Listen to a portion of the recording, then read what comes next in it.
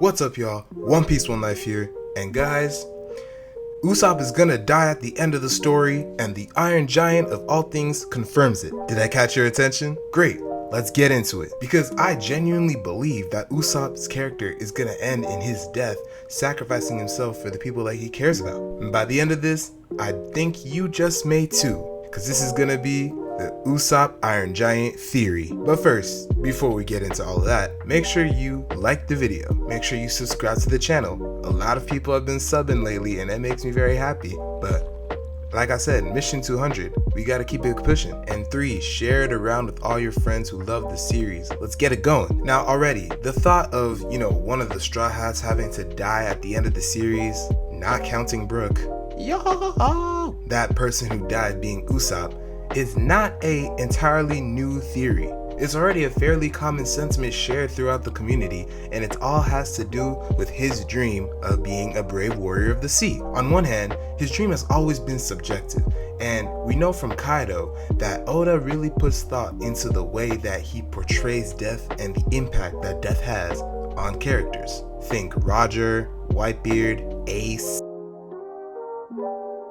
I mean, it is literally Kaido's entire dream to have a fitting end for the King of the Beasts. That's all he wanted, to go out like Whitebeard, or arguably even better. So Usopp dying to save either Luffy or one of the others will finally give him a chance to, see himself as a brave warrior of the sea, the way that many fans low-key already do. In universe, he himself will feel like he's finally doing something grand enough or worthy enough that he's able to accept that title and the completion of his dream. And out of universe, it would be a tremendous, phenomenal way to cap Usopp's character, just his entire character development throughout the series. Because from a writing perspective, you get to see his slow and steady development, going from at the start of the series, a cowardly boy who all he can do is think about himself, his self-preservation, and running away, to the middle of the series where he's starting to break out of it but is still showing signs of cowardice when really daunting opponents come,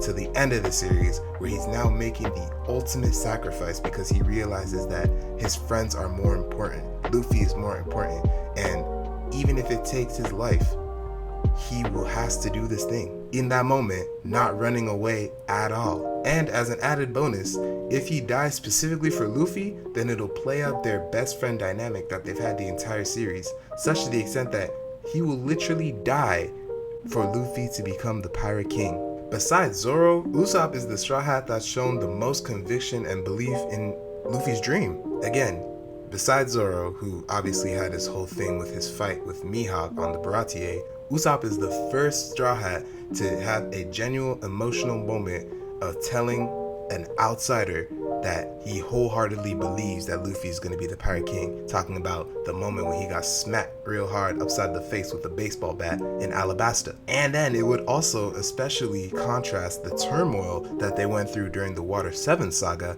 and this being almost like his perfect apology, or his ultimate apology to Luffy for ever having that doubt in him that time. Which, if you read into that scene, it's not having doubt in Luffy, it's just him over-conflating his own sense of weakness and taking that out on Luffy. Which is why during the apology at the end, when he realizes this, he's like, okay, well, I'm sorry innit, because it was actually all me. I'm the one at fault. Zoro said as much, and that's the only reason why Usopp was let back on the group. And on top of that, it may also serve to boost Luffy's strength, give him like almost a morale shift to kick back into gear after he's been beaten down. The same way, and drawing parallels to what happened in Eni's lobby, after Usopp took off his mask, revealed himself to not be Sogeking, and then Rob Lucci came after him, and that's what made Luffy rise above and get back up. Same thing could happen in the final war. We also know that Oda is less afraid to kill off characters now, though this is a main cast we're talking about, so obviously it can't be as sure, but I personally believe that if there was anybody who he was gonna do it to, Usopp makes the most sense for his character. Now that's on the one hand where he only completes his dream in that moment when he's sacrificing himself. On the other hand, you have the instance where Usopp does something where he completes his dream in Elbaf, since that's the arc that we're literally going to next. Because here's the thing, if he does acknowledge by the time that Elbaf ends that he's a brave warrior of the sea there, then for the rest of the story, Usopp has no story. Narratively, his story ends in Elbaf because we've seen him come to all the conclusions that we wanted his character to come through. His development is done. Therefore, what else could he do knowing that he's likely not going to get some kind of major fight in the final war? So given that, I think it would be a perfect opportunity both for Oda and for Usopp himself for him to be okay with dying. He wouldn't be afraid of it anymore. He would more so again be thinking of his friends and how to help. Because what does a sniper do? Supports the others. And this can be especially true if he has some sort of talk or realization with the giants of Elbaf, either while on Elbaf or after. Because Elbaf as a whole is based on Viking culture, and their whole thing is, glory in battle, but also the glory in death. In terms of, as long as you die in the course of battle, you'll be prompted up, you'll be held up into high regard as a hero. Valhalla and the Hall of Heroes and all of that, who is the one character that is consistently falsely claimed to be a hero and has statues all over the globe because of that. Now I know that this is a lot, and I know that this is what people generally talk about with regards to Usopp's character, but what really cinched it for me that it was specifically gonna be Usopp is the way that the Iron Giant acts. In 1120, I immediately saw parallels between Usopp and Emmett the Iron G. Obviously, we're supposed to assume that the way that Joy Boy's crew was back in the day is similar to the way that Luffy's crew is now, and therefore we can assume that crewmates between those two crews are gonna have some similarities. Now in 1120, the whole misfiring of weapons and all that happened with the Iron Giant, where he was being comedic, that is something perfectly that I could see Usopp doing imagine if Usopp was in that place and he failed that. Would that not be you can see the character? Now I will say, and I'll acknowledge, because I know a lot of other people think it too, because it's a robot, a lot of people are gonna say, well, obviously it's supposed to be Frankie, which definitely, don't get me wrong, I could see Frankie doing this stuff too. But the reason I highlighted Usopp is the same reason why I believe Usopp is gonna die, and that's the fact that the Iron Giant deactivates. See, if we equate the Iron Giant's deactivation to death for humans, because obviously the Iron Giant's a robot, so we need a parallel to humans, which the closest thing would obviously be death. Seems to me like Oda is trying to foreshadow that somebody on the crew is gonna die. So given the way that the Iron Giant acts, you have two choices, Usopp or Frankie. And now when you're given those two choices, which of them would actually have an impact on the fan base from a narrative and character writing specifically perspective? An impact so profound on both the characters and us as the audience. For the reasons I listed above, I'm gonna give it to Usopp. I just feel like his death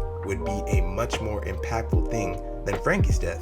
And I can already hear Frankie fans typing, I'm not saying Frankie's a bad character, and I'm not saying Frankie doesn't have a character. I just don't think that Frankie's character is going to be served by death the same way that Usopp's character would be perfectly served by death. And then that way, with his death, you have all the statues of him around the world, all the people who see him as God, Usopp, and everything like that, finally come true, make sense. And that's, his common thing of his lies coming true. Well, there you have it, a legion of followers. Now, as for the circumstances that would actually lead to his death, that I'm not entirely sure of, because there's a plethora of possibilities. But I do have a few thoughts. Obviously, like I said, sacrificing his life for Luffy's in some way. Maybe it's an opponent, Akainu, somebody else, one of the Gorosei, Imu maybe. Somebody is coming to attack Luffy, and Luffy, because he's being preoccupied with something else, is not seeing it. So Usopp is the one who makes that save. But there's two more situations that I think I could see